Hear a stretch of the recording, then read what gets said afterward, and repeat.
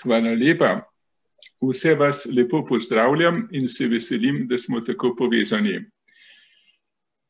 Naslov predavanja je Nepreklicna milost in poklicanost. Izjavo Drugega Vatikanskega koncila o razmerju cerkve do nekrščanskih verstev Nostra Aetate, katere 4. člen je posvečen Judom, so koncilski očetje skorajda soglasno moralno večino sprejeli 28. novembra 1965 in jo je papež Pavel VI razglasil. Besedilo te izjave se glasi, jo bom prebral, čeprav jo že poznamo. Kristusova cerkev priznava, da najdemo začetke njene vere in izvoljenosti po božji odrešenski skrivnosti že pri očakih, Mojzesu in prerokih. Cerkev veruje, da je Kristus naš mir po križu spravil Jude in pogane in oba dela v sebi združil v eno. Vedno ima cerkev tudi pred očmi besede apostola Pavla o njegovih rojakih, ki jim pripada sinovstvo in veličastvo in zaveze in postavodaja in božja služba in obljube. Njihovi so očaki in od njih je po telesu Kristus. Pismo Rimljanom. Navedeno izjavo po pravici prištevamo k tistim dokumentom, ki so posebno učinkovito zaznamovali novo usmeritev rimsko-katoliške cerkve. Koncilski teolog in izvedenec Peritus Josef Ratzinger je tedaj ocenil, da so resnično odprli novo stran v knjigi obojestranskih odnosov. Prva točka. 4 papeži v sveti deželi. Koncilska izjava seveda ni ostala samo na deklarativni ravni. Sledili so ji številni dogodki in dokumenti, a najpomembnejša so bila osebna srečanja. Papež sveti Pavel VI je že med koncilom januarja 1964 obiskal sveto deželo. To je bil res zgodovinski obisk. Zakaj? Skoraj 2000 let po odhodu apostola svetega Petra je prvi papež prišel v Jezusovo domovino. Za njim so svete kraje obiskali tudi sveti Janez Pavel II, papež Benedikt XVI in papež Frančišek. Sveti Janez Pavel II je kot prvi papež v zgodovini obiskal tudi veliko judovsko sinagogo v Rimu. Pred 5 dnevi je bilo 35 let tega. V svojem nagovoru se je papež tedaj navezal na izjavo Nostra Aetate in rekel: Judovska vera za nas ni nekaj zunanjega, ampak spada nekako v notranjost naše vere. Z njo smo povezani bolj kakor s katerokoli drugo vero. Vi ste naši odlični bratje, mogli bi reči naši starejši bratje. S to podobo je izražen pomen judovstva za krščanstvo. V tej zvezi naj takoj navedemo pojasnilo papeža Benedikta k temu izrazu. Takole je rekel: besede starejši brat, ki jo je uporabil že Janez 23. Judje ne slišijo prav radi. In sicer zato, ker je v judovskem izročilu starejši brat Ezav, tudi zavržen brat. Kljub temu jo lahko uporabljamo, ker izreka nekaj pomembnega. Pravilno pa je, da so tudi naši očetje v veri.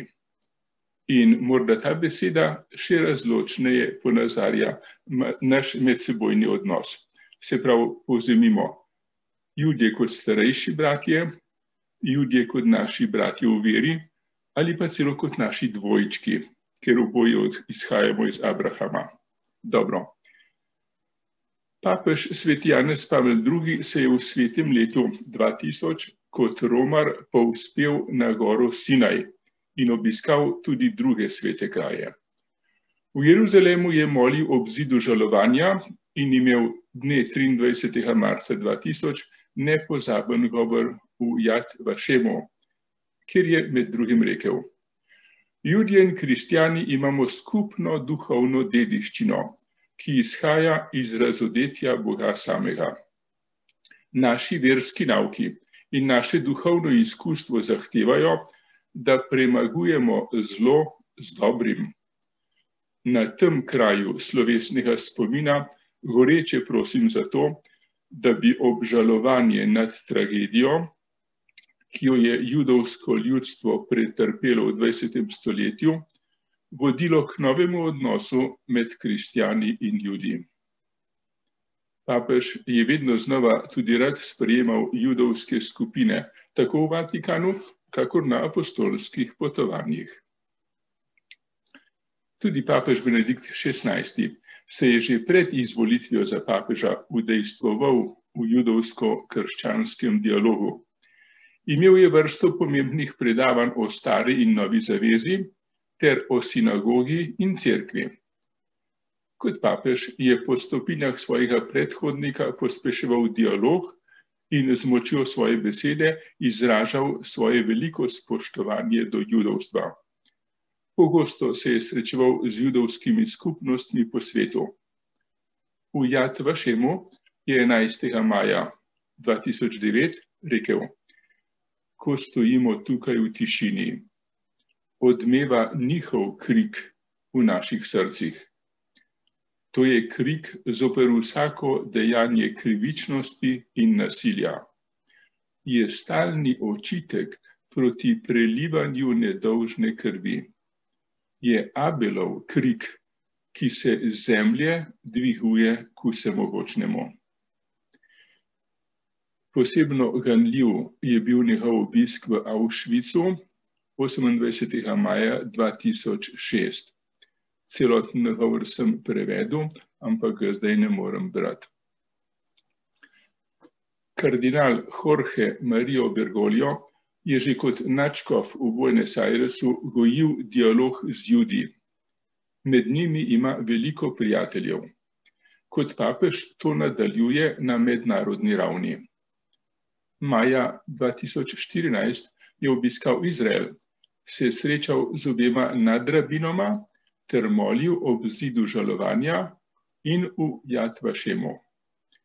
Papež Frančišek v svoji apostolski spodbudi Evangelii Gaudium spregovori o odnosih z judovstvom.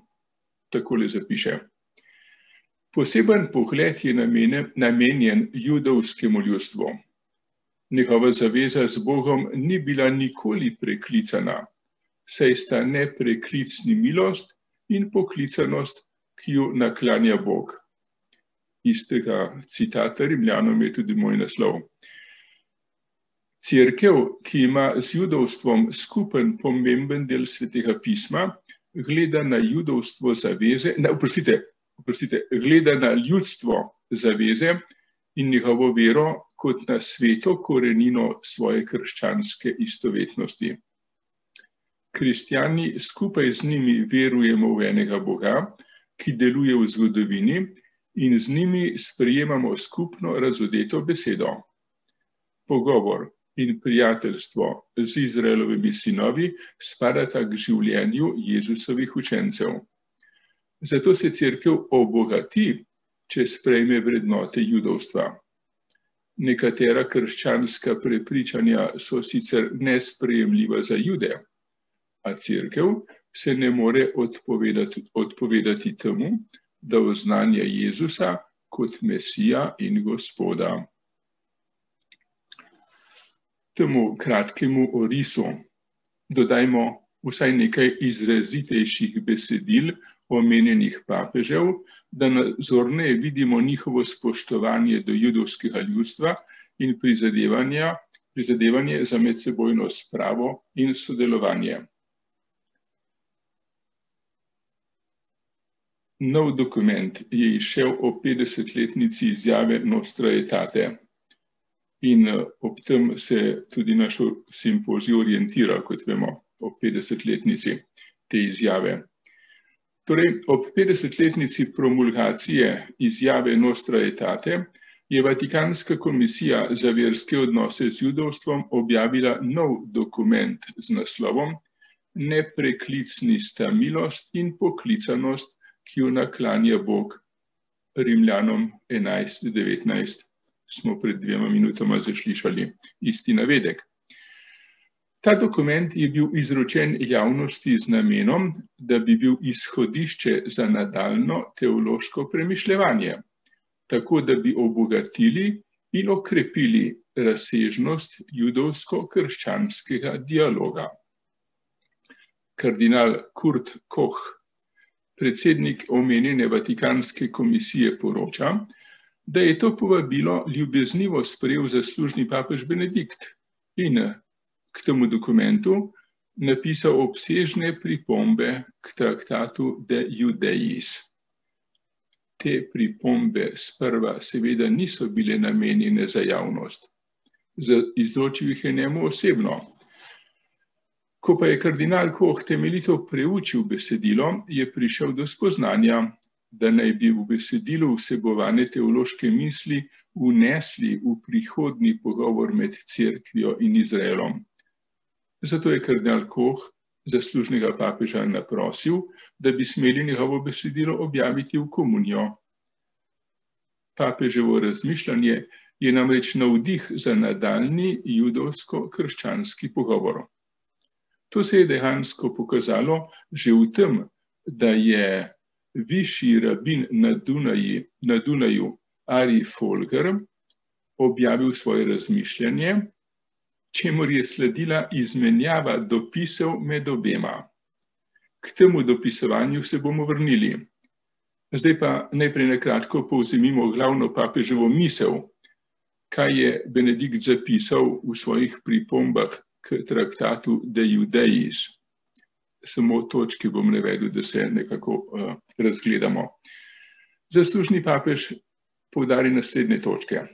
Prvič, teološki pomen dialoga med Judi in kristjani, saj je od Auschwitza naprej jasno, da mora Cerkev na novo premisliti vprašanje o bistvu judovstva. Drugič, prikaže novo pojmovanje vprašanja po drugem Vatikanskem koncilu. Tretjič, obravnava vprašanje substitucije, češ da je Cerkev nadomestila Izrael. To tezo odločno zavrne in analizira 5 stvarnosti, ki so tempeljsko bogočastje, bogočastni bogoslužni predpisi, prava in morala, Mesija in 5. obljuba dežele. Namesto substitucijske ali namestniške teorije se je pa uveljavila misel, in to je 4. točka, o nikdar preklicani zavezi. In ta izraz, nikdar preklicana zaveza, bo eden od mejnikov prihodnjega pogovora. Zato papež Benedikt zapiše: teza, da zaveza, ki jo je Bog sklenil s svojim ljudstvom, trajno obstaja in ni nikoli razveljavljena. Ta teza še ni vsebovana v koncilski izjavi Nostra Aetate, ampak jo je prvikrat izrekel Janez Pavel II. Dne 17. novembra 80 v Mainzu. Ta teza je bila nato sprejeta v katekizem Katoliške cerkve, številka 121, in je potem takem v določenem smislu sedaj del cerkvenega učiteljstva Katoliške cerkve. Se pravi teza, da Bog svoje zaveze nikdar ni preklical. Obrazec o nikdar preklicani zavezi utegne biti v prvem obdobju novega dialoga med Judi in kristjani v pomoč, a za trajno, pravi Ratzinger, ni primeren, da bi vsaj za silo ustrezno izražal veličino resničnosti. Če imajo kratke obrazce za potrebne in koristne, je Benedikt opozoril predvsem na 2 besedili Svetega pisma, v katerih se bistveno izraža tisto, kar je veljavno. In to sta ti 2 stavka. Pavel zapiše glede Judov: Brez kesanja ali pa nepreklicni sta milost in poklicanost, ki jo Bog naklanja. In drugič, kar Svetopismo govori nam vsem, ko pravi, če ostanemo stanovitni, bomo z njim kraljevali. Če ga zatajimo, bo tudi on nas zatajil. Če smo nezvesti, on ostaja zvest, kajti samega sebe ne more zatajiti. Zdaj bomo pa še k zadnji točki, kjer se bo vse to, kar je bilo tu na kratko povzeto in prikazano, nekako izkristaliziralo, skoraj zaiskrilo v dejanskem dopisovanju med Benediktom in dunajskim nadrabinom Arijem Folgerjem. Zadnja točka. Papeževo besedilo Nepreklicna milost in poklicanost, pripombe k traktatu De Judais, pomeni izviren prispevek k sedanjemu in prihodnjemu dialogu med Judi in kristjani. Dunajski višji rabin Ari Folger je v časopisu Jüdische Allgemeine objavil svoj odziv z naslovom Nevarnost za dialog, vprašaj, nevarnost za dialog. Papež Benedikt je na to objavo odgovoril v osebnem pismu njemu. Rabin Folger je na to v pisnem odgovoru izrazil svoja soglasja in svoje vprašanja. Izmenjava njunih dopisov kaže, kako rodoviten in obetaven postaja judovsko-krščanski dialog. Papež Benedikt se višjemu rabinu najprej zahvali in zapiše: Najprej ste pojasnili zvrst mojega besedila. To je dokument za teološko razpravo med Judi in kristjani glede pravilnega razumevanja božjih obljub Izraelu. Krščanstvo namreč obstaja samo zato, ker se je po porušenju templja in v navezavi na življenje in smrt Jezusa iz Nazareta okoli Jezusa oblikovalo občestvo, ki je bilo prepričano, da hebrejska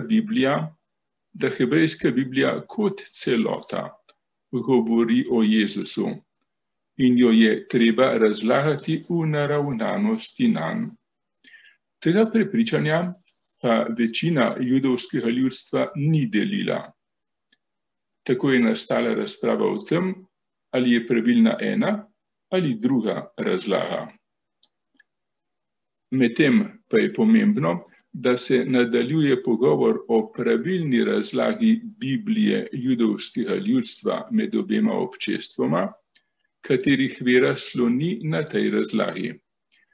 Pomembno metodično podlago za ta dialog predstavlja dokument Papeške biblične komisije, Judovsko ljudstvo in njegovo svetopismo v krščanski Bibliji z dne 24. maja 2001, ki ga v svojih obrazložitvah predpostavljam kot metodično osnovo.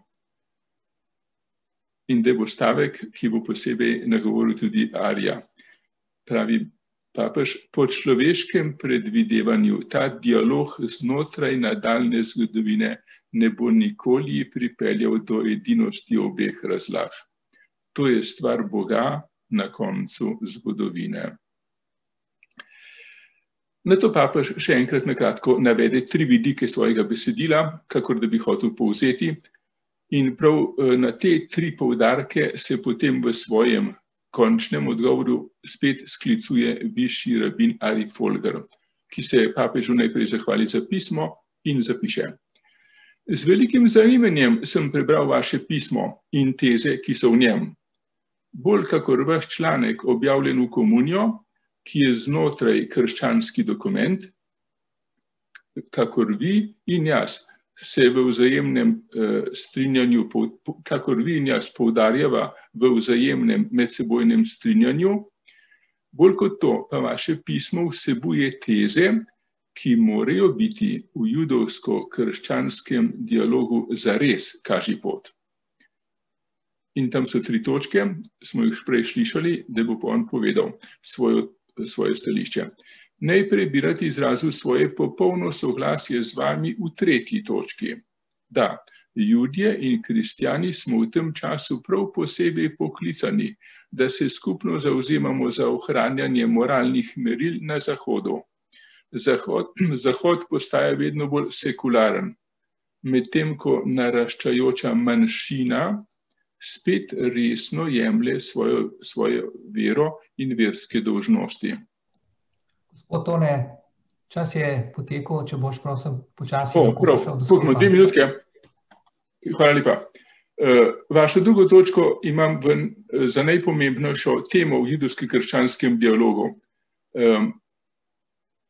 In sicer pravi pravico do dežele. Sem vesel, da ste poudarili, da je pojem države, ki se je po drugi svetovni vojni Izrael spet konstituiral, sekularno značaj. Potem je tudi pogovor s Palestinci lažje. Hkrati ste pa povedali, da je pravica do obljubljene dežele tudi teološki pojem. In to je Jude razveselilo, jasno, ker jim je Bog dal to deželo. In da še k prvi točki, ko ste rekli, po človeškem predvidevanju ta dialog ne bo v koncu zgodovine dosegel cilja. To je v božjih rokah. Prav to je pa za nas znamenje, naj dialog pospešujemo in gojimo prijateljstvo.